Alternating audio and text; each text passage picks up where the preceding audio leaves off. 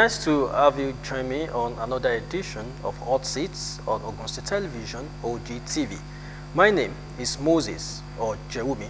Well, on the Hot Seats today, my guest is an ex-international former coach of the Super Falcons of Nigeria, someone who has coached numerous clubs in Nigeria, Enyimba, Sunshine Stars, Academy Warriors, Nasarawa United, name it.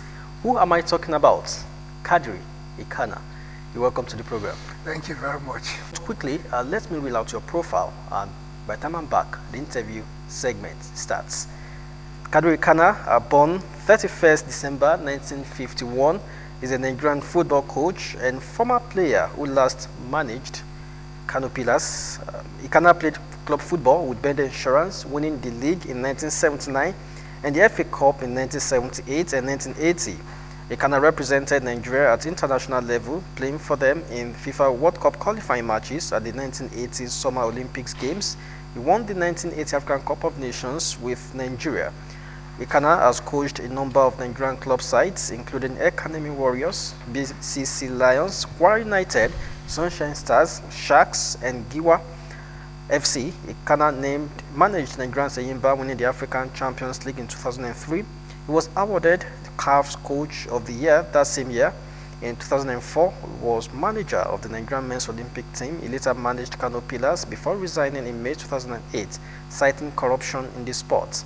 He had led Kano Pillars to their first ever title a day earlier. He was appointed manager of the Nigerian women's national team in April 2012 before resigning in November 2012. He was managing Nasarawa United in November 2013 when he decided to retire from the sport. He returned to Enyimba, winning another league title before moving to Shooting Stars in February 2016.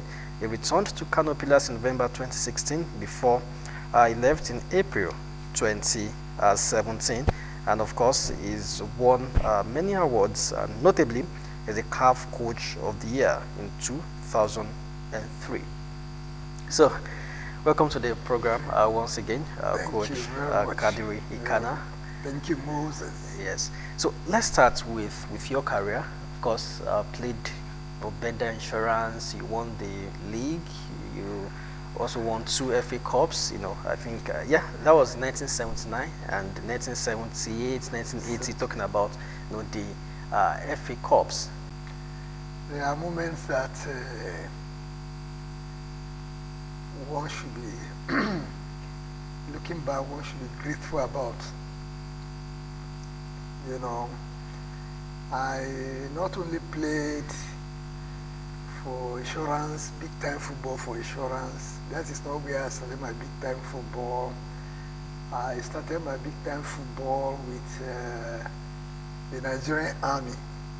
I was in the Army. I fought the Civil War. After the Civil War, the formation of teams by divisions. Good thing I was in a division that encouraged players. That is the 1st Infantry Division, Kaduna, where I was playing, played league matches. From there, we had what we call inter-armed forces game.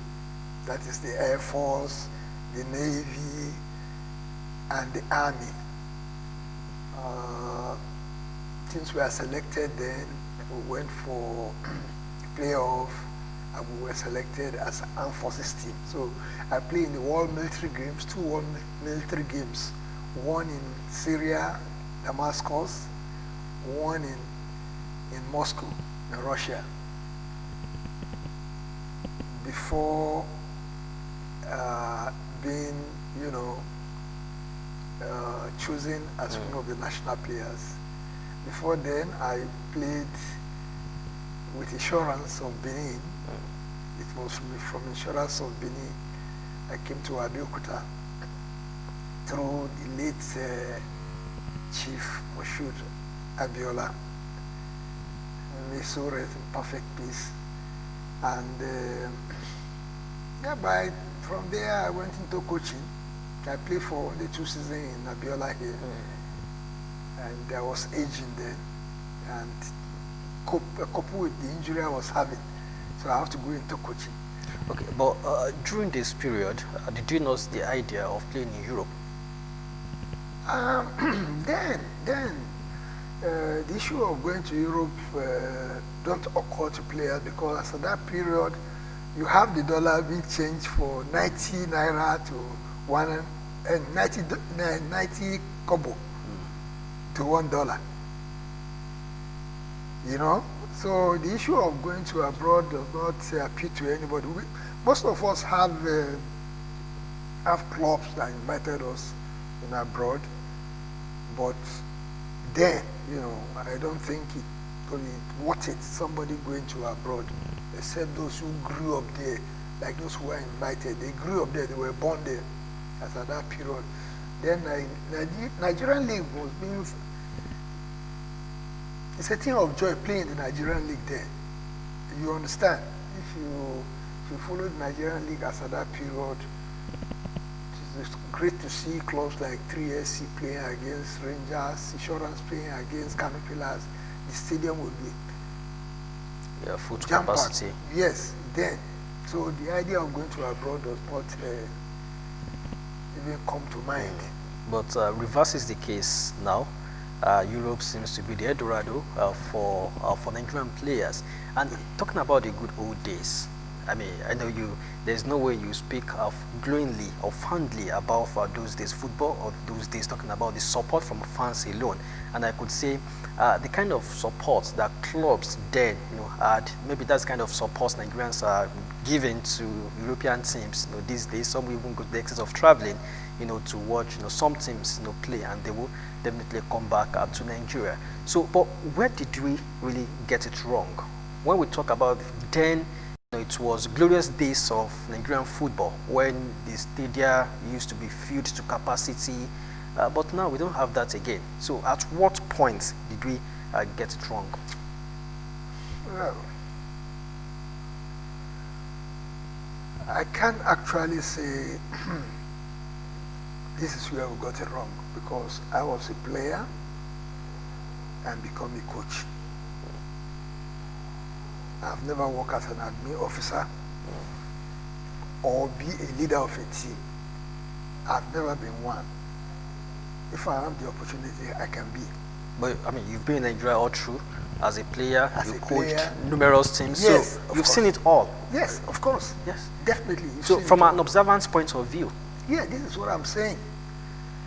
You could remember in 1998. I think I was with Kano Pillars. I won the cup that year, the League Cup, and I started the issue of corruption in Nigerian football. People were thinking that I was talking about money only. No, I wasn't talking about money only. So many things were happening. This one trying to bring his cousin to the team, that one trying to bring his brother to the team, this one trying to bring his friend's son to the team, things like that. It's still going on. Even here in our town here in Adokuta, where we have a club, everybody believes that, everybody who is an indigent believes that he should be part of that team. You can't, a football team is something that have to spread. It's not because you have a football team. It's just like if you have a company here now, okay, this beer company that we have in Abeokuta here, so they say, okay, it's only indigenous that will work there. It's not going to work. This one started right from that period. I think it started, this corruption issue started around 1998, 1997, 98.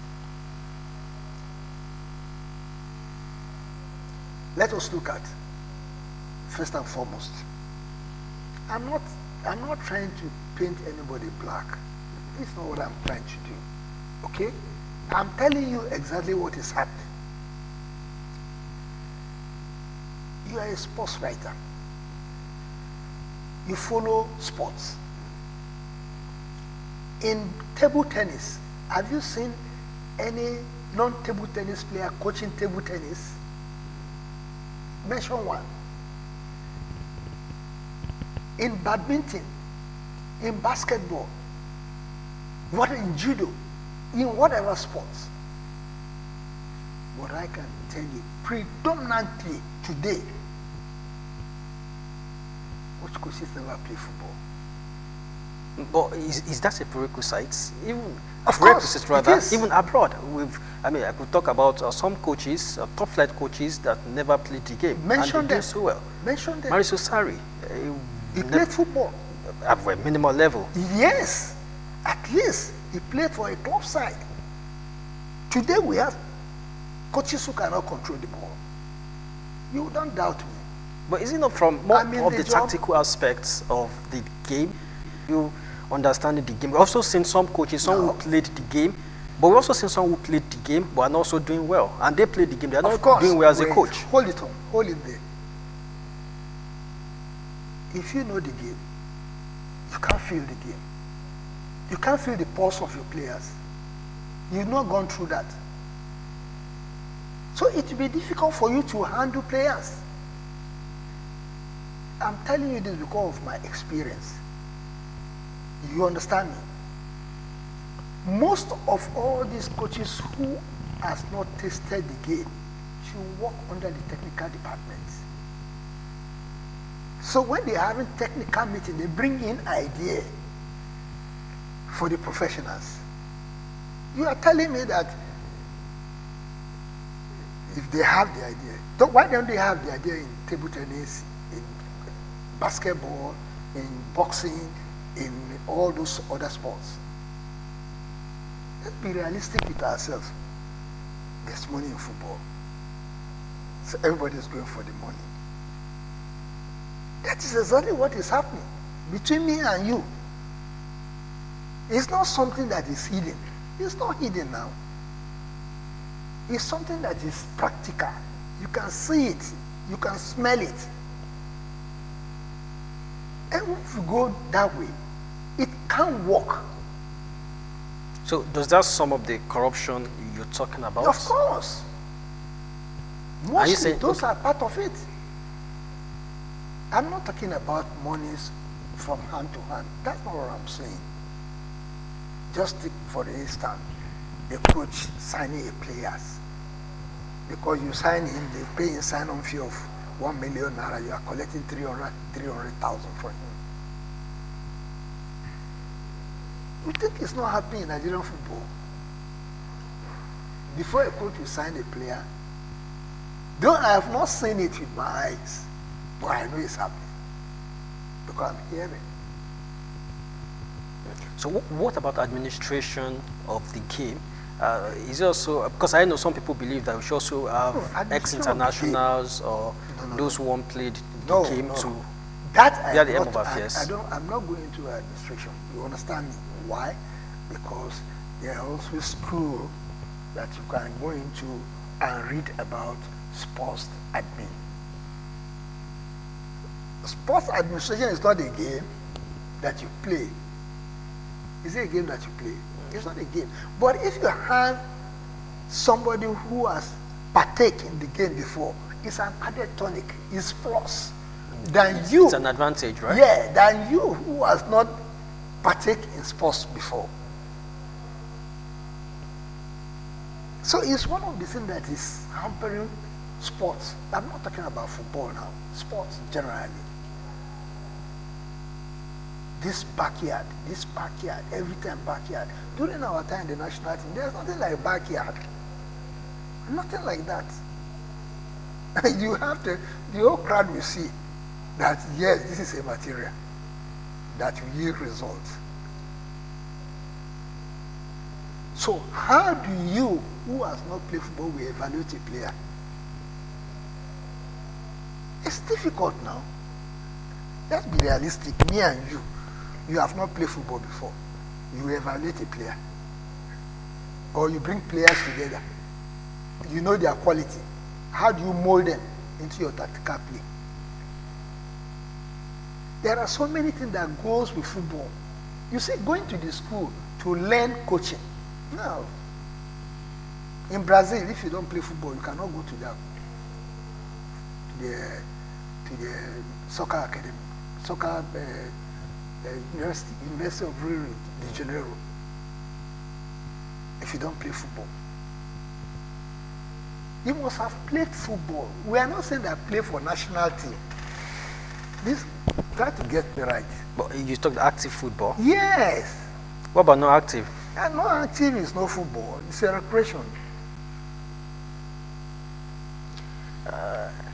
Well, Bender Insurance, you spoke glowingly about that team, but presently they've lost that footing, that fear. Currently in the Nigerian National League, NNL, one of the best teams of those years. Yes.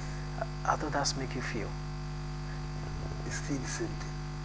They boiled down to the same thing. That's my state. I know how the Edo people love football. They prefer to watch football than eating. But today, insurance is playing. You can count how many people in the stadium. I think I watched their match 2 years back. I was almost shedding tears. The level of play. And this is the same team that we want to play before 12 o'clock. The stadium is filled up. No more ticket. Even when we were playing for Abiola Babes here, by the time we get to the stadium, everywhere is filled up. We lost that because everybody knows what is being practiced in every football team. And until we go back, we cannot bring back the spectators to the stadium. Then we could also say ex-internationals also have a big role to play in this. I mean, restoring the lost fortune of Nigerian football. But how much is the synergy, talking about cooperation among your ex-internationals? This is no issue of cooperation or no cooperation. You understand me? You don't play politics into selecting your team. Ex-international have a little to do about this. It's power playing now. So from my house, do I need to go and worry myself? Yeah, I don't worry myself on something that doesn't concern me. I'm going to enjoy myself. There's no point. I'm in Ogun State now. I've been here for over 40 years. So tell me that you know Abeokuta more than me. You understand? I have all my children here. Some have gotten married. 2 of them have gotten, 3 of them have gotten married. Tell me that you know that I'm living in Abeokuta. You don't know now. I know. Because I've been to your house. Yeah, because you came to my house for an interview. I've been to your house. You see? So we meet at the stadium. I'm not talking about Abeokuta now. I'm talking about the whole country. If we don't go back, that's where we will remain. We will be marching backward. We'll be marching backward. So, talking about going back now, you've talked about corruption, nepotism, favoritism, people that have never played the game, coaching teams and all that. What else do we need to do? From the head, that's from the glass house. To me, I don't blame people. But instead, I will tell you exactly what you should do. That thing should be right. They should play back. They should rewind and play back. If they don't do it, the youth of this country that love sports, especially football, will suffer it. Do you know that now our player has been taken out for peanuts? They take them at the age of 16. They take them there and put them in an academy. Whose fault? After the sale of the player, they will not give peanuts to the academy in Nigeria. Whose fault? The people, the managers, those managing Nigerian football. Whose fault should it be? Because we are not harnessing what we have. Do you know that Ogun State used to be an harvest of sports Of men talents. and women before? Where is it now? Kadiri Ikhana, when I started the program, I mentioned a few clubs you've coached. Yes. And I mean, I couldn't even exhaust them. In Nigeria alone, Yes. Academy Warriors, Sunshine Stars, Eyimba, Yes. Nasarawa United, a short stint with 3SC, and a host of others. Yes. What role did you play? I mean, talking about clearing out the corruption you just talked about. The role that I was contracted for is to coach the team. I don't put my mouth where it doesn't belong. It's as much as you do what I ask you to do. Do I ask you to come and look into what you are doing? Part of my job, I don't want to fail. If I ask you for 3 and you give me 4, why should I talk to you? If I ask for this player, you give me the player, do I have any problem with you? If you ask me what I have done, I will tell you. There's no club I've gone to in this country, there's no club I've coached in this country, only except one that I did not win trophy for. Except 3SC. Why? Because they are not a team that is ready to win a trophy. Why? Because of the game. The game we were talking about, teams are playing. Some believe that Ikhana shouldn't be here, he knows everything. You know? So I didn't spend up to 3 months there. I have to leave, I have to resign. Because the working condition does not suit my style. If you're working on it, I resign. I resigned from the Spafacon as well. Yeah. Because the assignment and the result they wanted, I got it. Even more than that. I'm supposed to play the quarterfinal. But there are talks that you were meant to win the trophy. That was the I agreement. said, no. I was given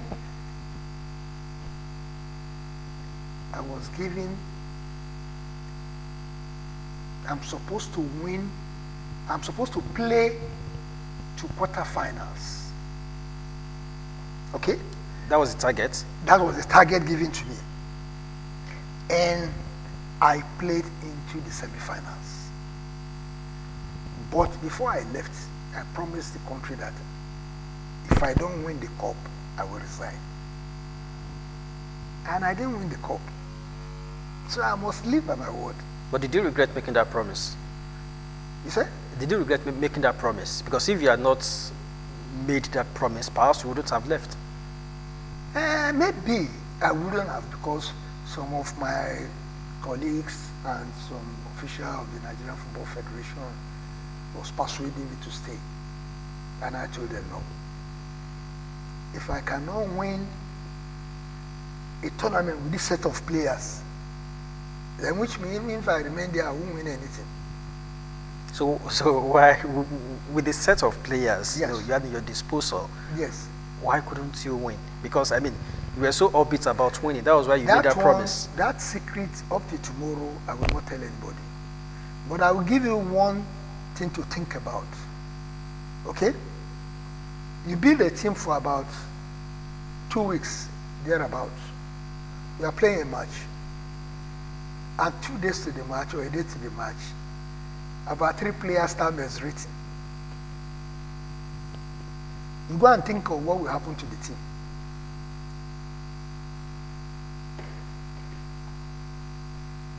Natural occurrence. You see? It's a natural occurrence. It's natural, so there's nothing you can do about it. And you can't tell a player who's menstruating to go and play football. If it collapses and dies in the field of play, what do? You be held responsible. As at that period, they were paying the female team, I think, $200 per match. And I insist that you have to pay them $1,500. Is there anything wrong? These are Nigerians. These are people who stick their head. Do you know that they can play a match and die? There are so many things that can happen to them. And one person will come, he will start earning $5,000. And because you will start earning 5 million naira. And because I earn $3,000, people are shouting. What is wrong in earning $3 million? 3 million, 3 million naira. 3 million naira. What is wrong in it? Because they compared that to your predecessor. That was, she was earning about 250,000 naira. Yes. So that is him. I was invited by Nigerian Football Federation. I didn't write an application. They like my job. So I come for the job. And I know the issue of coaches hiring and firing. I got the experience when I coached the Olympic team. There are so many things that's happening that need to be corrected. But coach, let's delve into this argument. I was going to ask you that, what about those who also believe that when you talk about women's team, it's a different ball game, from the men's team, and we should have specialized, coaches for that. Some have even got the extent of saying women should coach women because they will understand the psychology of women better.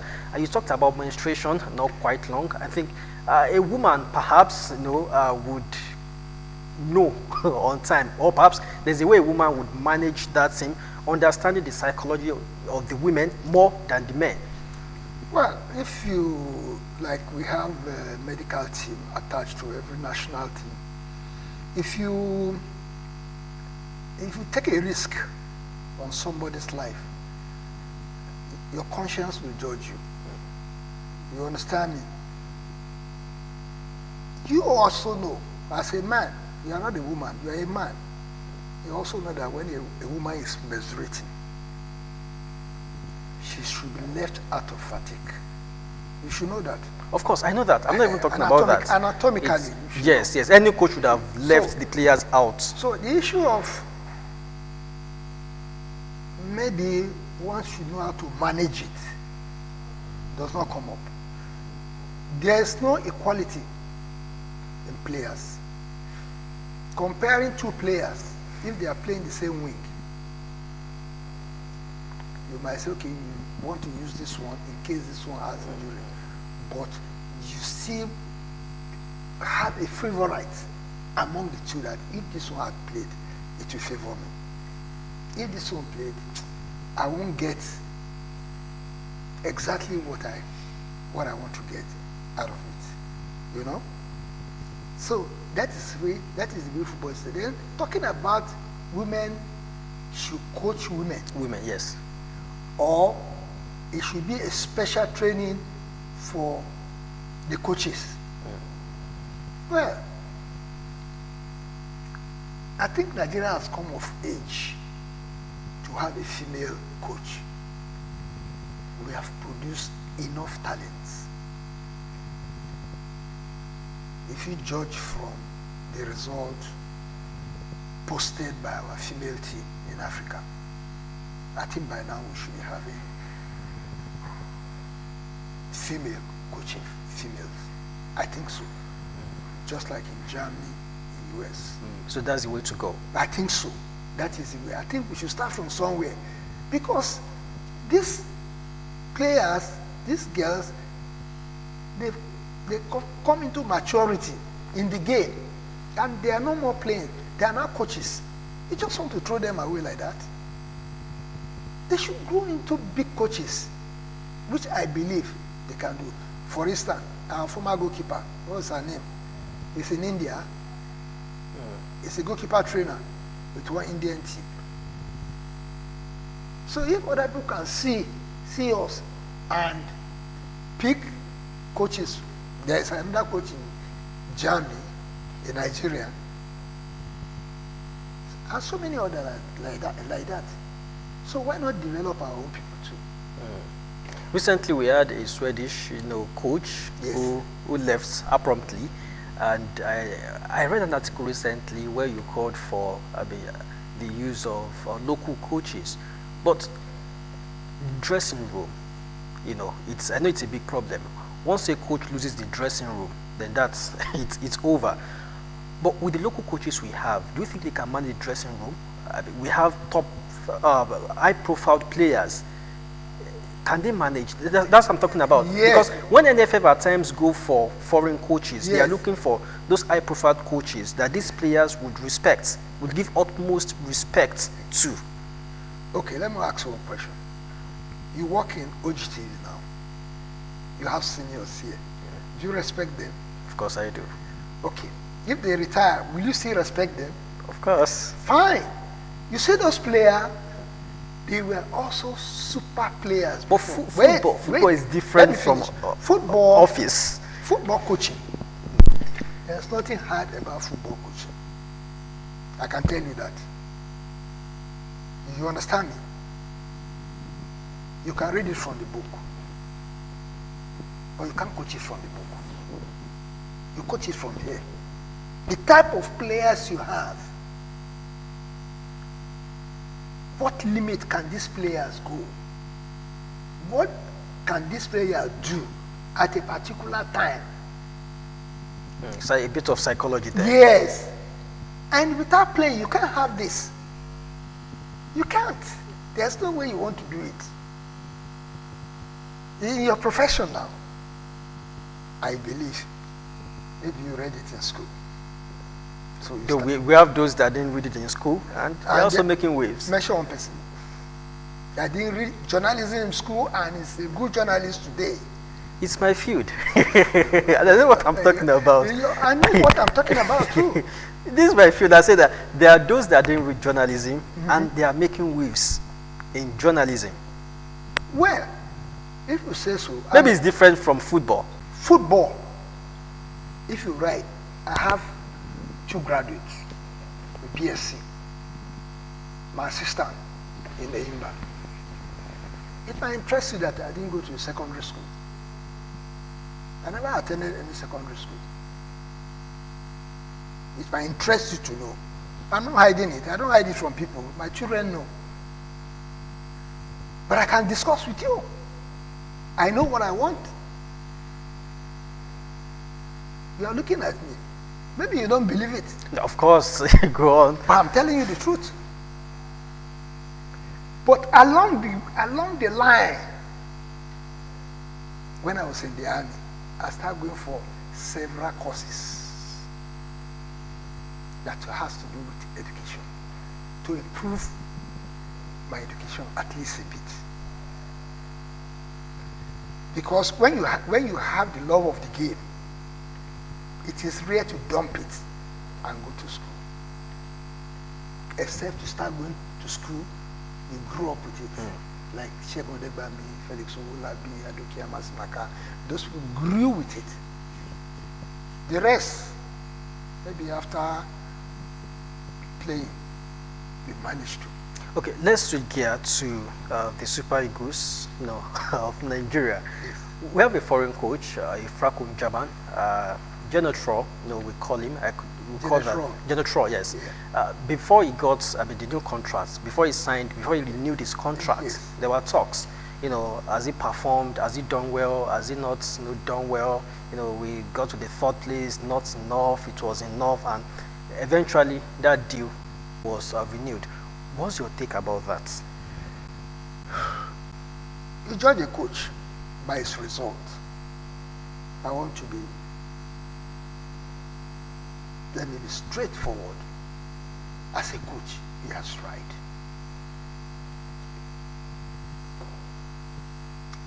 From the time General came, he has been performing well.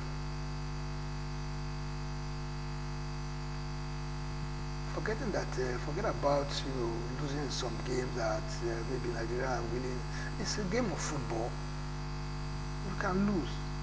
Some believe it's unpardonable losing to Madagascar. Losing to Madagascar? You can even lose to Niger Republic. Look, man, 11 people are going to play the game. It says like Brazil losing to Lithuania. Of course, Brazil never win the World Cup for how many years now? They never play in the finals. So what are we talking about? It's a game. And the result of the game, you can't permit. You can be the best team and lose. But I bet you, he has tried. But I think we can do better than that. We have grown up to a stage now. Look at what we have produced.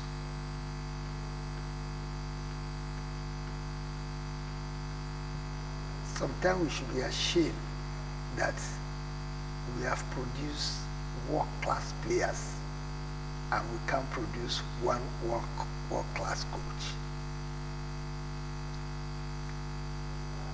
Don't you think so? Because we don't encourage our own people. We don't love our people. We don't love ourselves. We just tell lies. So that is the problem. There are so many things that, come into Nigerian football that, one just have to look, just close your eye and pass. Coach Kadiri Ikhana, you won the Champions League with Eyimba 2003. You also won the CAF Coach of the Year award. Looking back and reviewing that exploit, some would say it was the largest you enjoyed from the Abia State government. That time that it was full backing from the governor, Oji Uzo Kalu. What did you do differently? Because now these days it's very hard, to see Nigerian team. You don't even go far when you talk about the CAF Champions League. So since that time, I don't think any Nigerian team has. Of course, Eyimba won it, back to back. He won it 2003.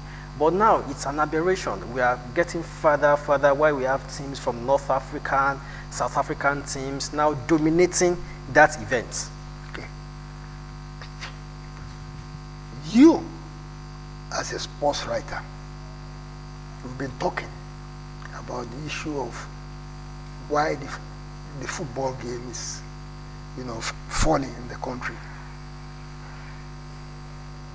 You are supposed to be able to find out exactly what is happening to a team. To me, as a coach, I know that the administrators have not been doing well to the clubs in the country in terms of allowing the coaches to do their job. So could you just say you were allowed to do your job at Eyimba? Of course, I was given 150% on the team. I employ and sack as I like. I'm not going to sack a good player. I am the only coach that came to Eyimba and play almost 4 players in the feeder team. Got 4 players from the feeder team into the main team. Most coaches now, they want bring this, bring that, bring this. It's not like in Ogun State here now. Who told you that you don't have the crop to play for Gateway? We approached 2003 to coach the state-owned club Gateway United you just talked about. Yes. 2003 I was approached. You didn't come? I didn't come because I was playing the Champions League. Can't you understand? And after that time, when after you that left time, after that time, I was in South Africa with Black Leopard. I'm the first coach in Nigeria to travel outside this continent to coach a team.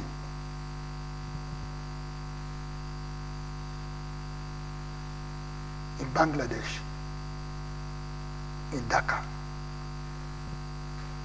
So I've traveled. I've coached in Niger too. So it's not that I don't want to coach Gateway as at that period. You should understand now. I was playing the Champions League, the highest competition in Africa. Then I'll come and play in Division 2. How can I? So it's not that maybe I didn't want to come. I wish it was earlier. I wish it was when I left Kano Pillars that Gateway invited me. You know, you understand, 91, I left Kano Pillars, went to BCC Lions. Like I was saying, that 2003, I was deep into the Champions League. Then it was Honorable Olakpade Bukola that was the commissioner for sports then, and he was in charge of Gateway. Unfortunately, I cannot leave the Champions League for a lower game. So I couldn't make it that time. And by the time I came back home, he has left. You know. And that was the main reason why I didn't coach Gateway. But now you are done with coaching. You are retired. I'm done with coaching now. But though when you were coaching Nassau United that time, there were talks that you had retired from coaching only for you to come back, again. So people, when I left Nassau United, yes. People speculate. Okay. So it wasn't official. Yeah, why should I come back? Why should I go to Super Falcon from there? So from now it's official. Not yet official. Not yet official. Yes, but I know to be a coach, that capacity now, I don't think it's advisable for me. I need to know myself, because coaching, the way I took coaching, I don't like losing. I never like to lose. So, because of that, I could develop heart problem and something like that at my age now. I'm old now. Of course. Very old. So, anyways, the coronavirus pandemic has dealt a huge blow on football. While leagues across Europe, some were able to resume. Now they've concluded the leagues and they are hoping to come back, to start another league, very soon. But in Nigeria, reverse is the case. Football has been there's been a suspension on all football activities, and the question now is, after the pandemic or post-COVID-19 era, will things remain the same, especially in a country where we have many clubs owned by governments? Governments still calls the shots, somewhat. So what's your projection? Well, I think I don't think we have that manpower to start the game now like other countries are doing. I don't think we have the capacity in terms of medical to start the game now. We'll be risking the life of our sportsmen and women. But if we can acquire some of the materials being used for this COVID-19, testing machines and other things, it's good for the game to start. Because most players at home now, I can tell you what is happening to them. If they call the players back now, they don't take time. In the first 3 weeks, most players will have injury. Some will fall sick. So the disadvantage is so much that we just need to find a way to start. I know it is dangerous to start. But I bet you, we have come to live with this pandemic. I don't think the pandemic will just go like that. It's like other pandemic that has come. They still remain. And we are living with them. I'm talking about finding a way to start. Yes. We need the nod, of the government. Yeah, the government does not approve. We cannot start. I know. Okay. Well, Coach, our time is really fast spent, but I must talk about this because a month back, you were, grabbing the headlines and talking about your hip surgery, but God so good. Fortunately, an Abuja-based hospital came to your rescue here. It was hip surgery, and they performed the operation. How are you feeling now? Great. Because there are talks of you suffering a relapse at one point, and you had to go back. Yes. You can see the way I'm walking now. I'm sure you are surprised to see me walking. Yeah, like I saw this. you jump earlier. Good. I think it is a magic by God, that I don't think I was not thinking that I will still walk normally again. But I want to thank Alliance Hospital and the Nigerian Football Federation, Ogun State Football Association for their donation towards my health. To all Nigerians who donated, even with Victor Moses, who gave me ₦1 million to support my program in Abuja. So many people like that. The Ogun State FA chairman, he also supported. All-Star Football Club, led by Wahid, the president, also supported me. So many like that I cannot mention here. They did the best I could get. But one thing that I must do before I leave this program is thank the people for Ogun State, because everything I realized in football, except Nations Cup,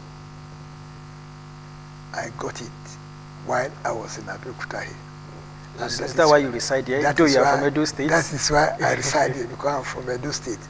But I'm known in Abeokuta more than Edo State because I possess a local title, chieftaincy title in my area. Yeah. And I want to thank Abeokuta especially for harboring me as their child. And I promise that whatever I can give, in terms of the game itself, I'll do my best for the state. And if Edo calls you, there you go. I've been called several times. Okay. Well, we have to go, but maybe succinctly, I would just need your advice. Maybe advice to administrators of the game, particularly football. You've seen it all somewhat. What would be your message, to them? Well, I will give an advice, but then I know most of the administrators are politicians. They are mandated to come and do what they ask them to do. But I want them to know that they are killing the game the more. And by the time they leave the game, our children will suffer it. So let them think twice and rewind back, like I earlier said. If you don't know about it, call people who know about it. They will give you advice, free of charge. They will give you advice free of charge that you will use to succeed, and for the betterment of the game and of the people of Ogun State. I must thank you very much, Coach Kadiri Ikhana, for coming. I think it's been quite enlightening, and of course informative. We've talked about football and sports, generally. And maybe we still have to call you back because the 1 hour, wasn't really enough, to ask all the questions. But I think you've done justice to virtually all the questions, we've asked you on today's program. So that's how it's going to be. That's the size of the program. We must say many thanks to you also for watching. Why not join us again next week? Till then, stay safe and stay healthy. Bye for now.